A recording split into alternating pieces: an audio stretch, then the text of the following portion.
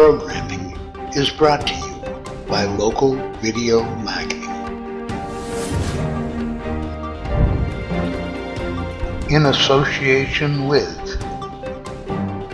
CoachChick.com.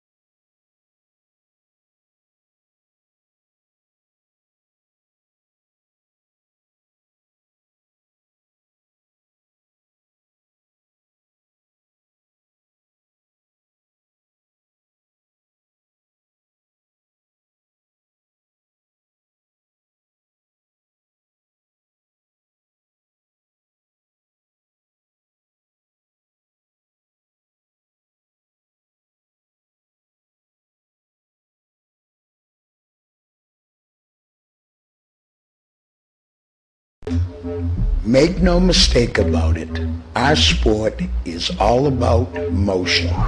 And I've found that I can unbelievably improve a player's skating, their rhythm, their power, and their efficiency with these exclusive off-ice methods. I can also help older players with their explosive strength, toughness, and conditioning.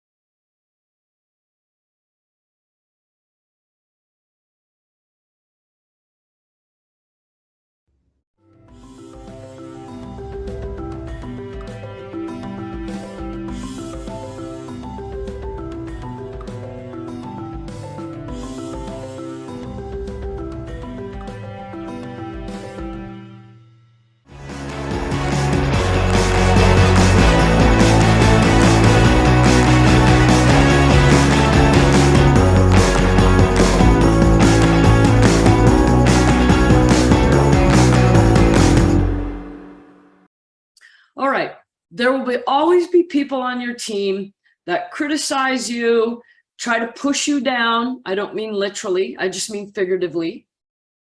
There'll be people on their team that puff up their chest and try to make themselves look good so that you look bad.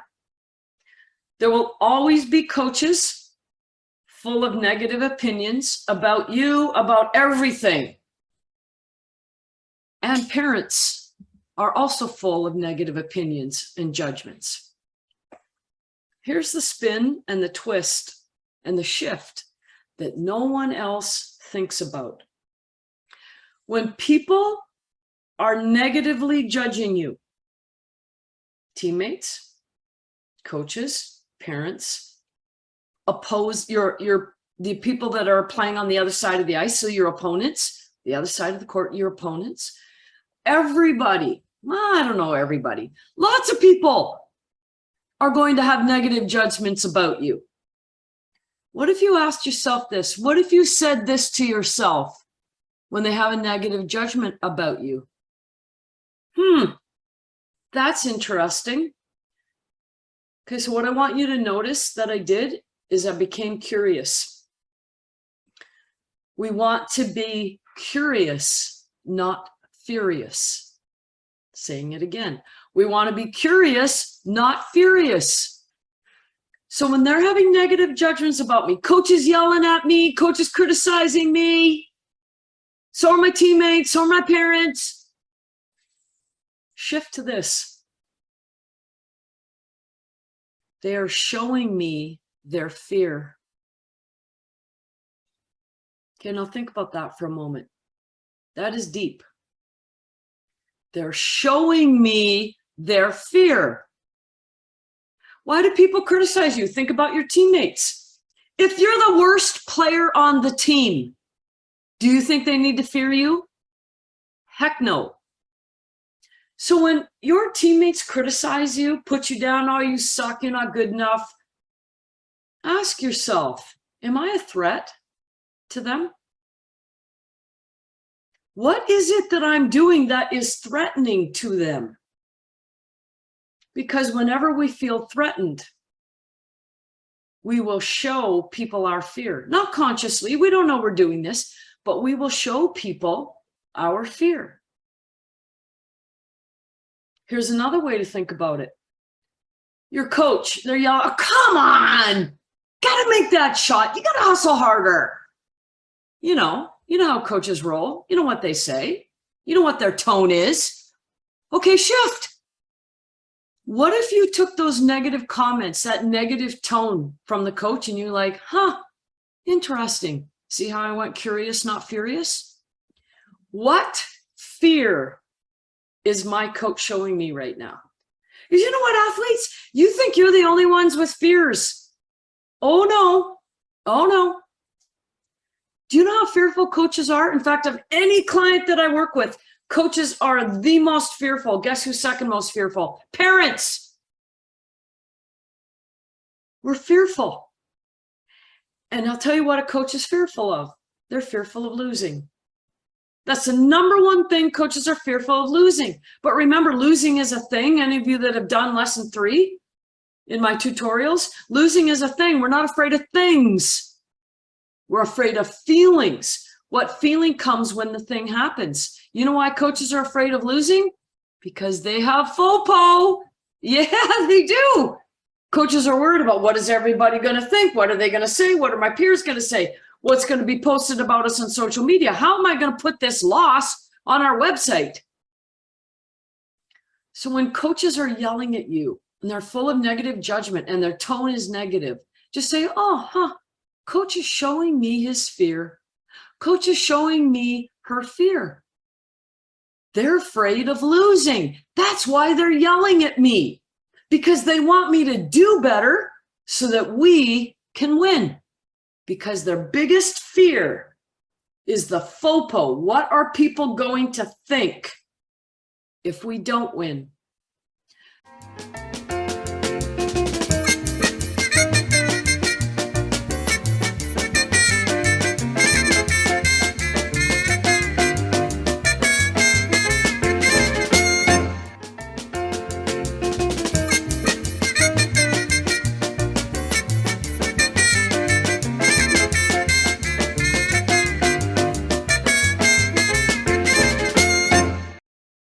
Hi, I'm Dennis's mascot, Professor B. And my main job is to recommend some of the awesome, and even free, hockey advice on his CoachChic.com website. But I also want to point out how accessible he is. You can drop him a note. You can ask the coach a question. And you can schedule a free webcam meeting at your convenience. However, I mainly want to remind every hockey coach, parent, and adult player to take advantage of the extensive free stuff. Dennis and I are hoping to see you there.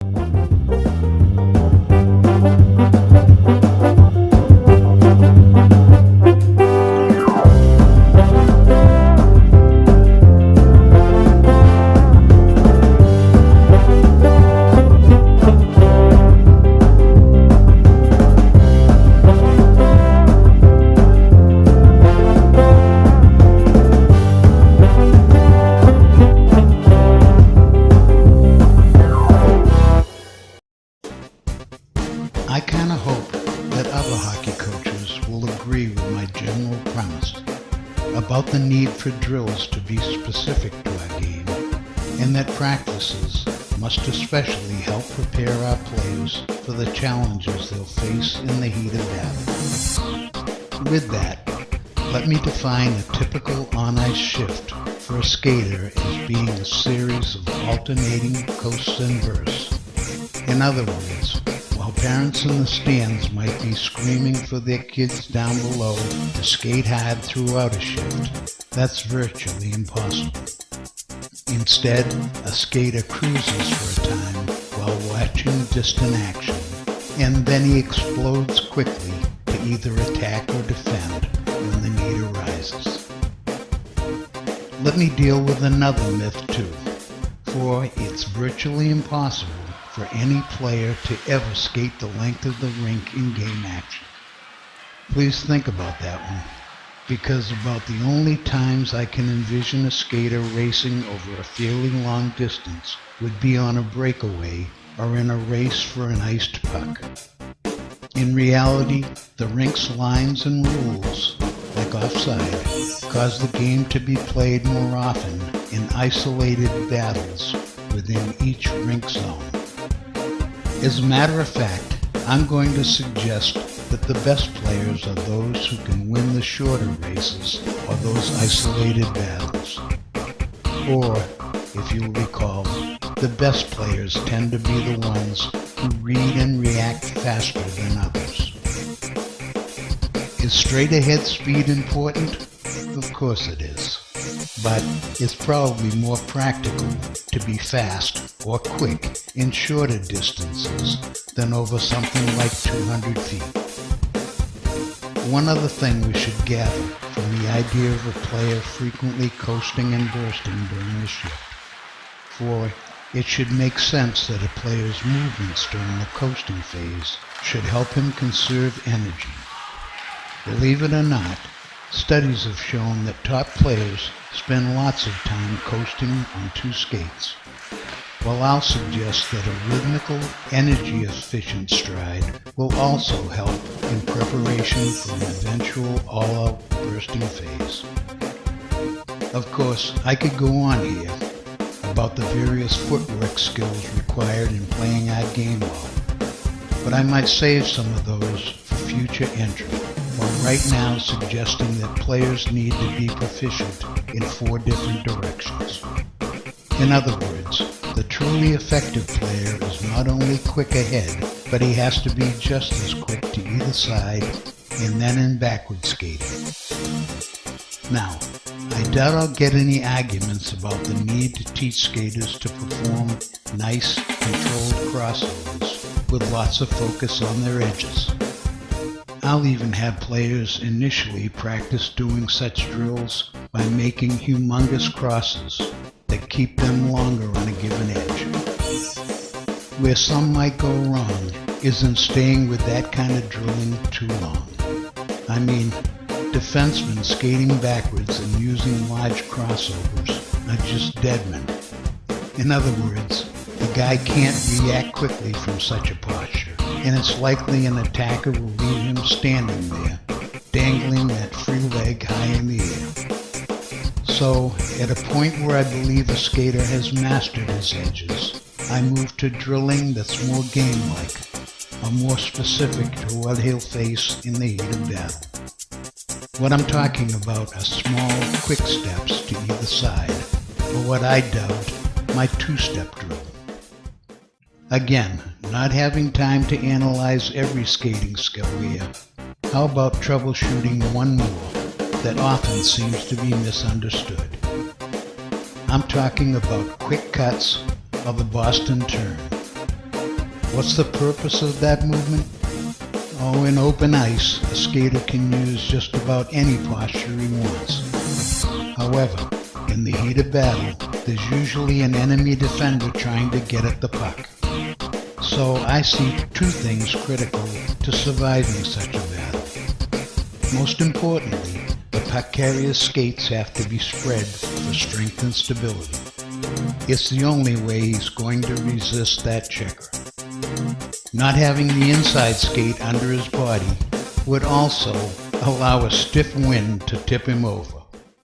So, the most strength and stability he'll attain is by placing that inside skate right under his butt. Next, the puck carrier has to use the hand nearest the checker to fend him off. So, is there a slight concession made when spreading the skates? Sure, at least a little when it comes to speed. However, that's what I've been getting at all along, and that we need to especially help our players with the problems that are real to them in the heat of battle.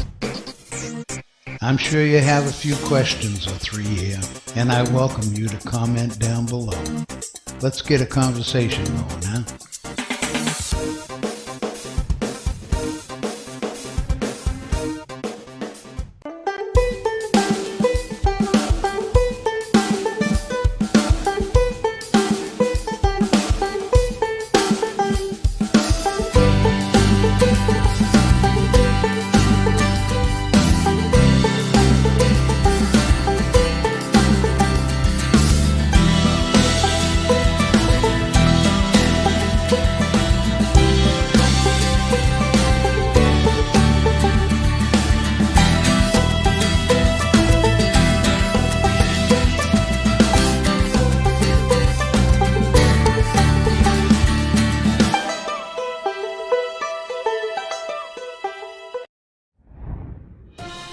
This has been a local video marketing production.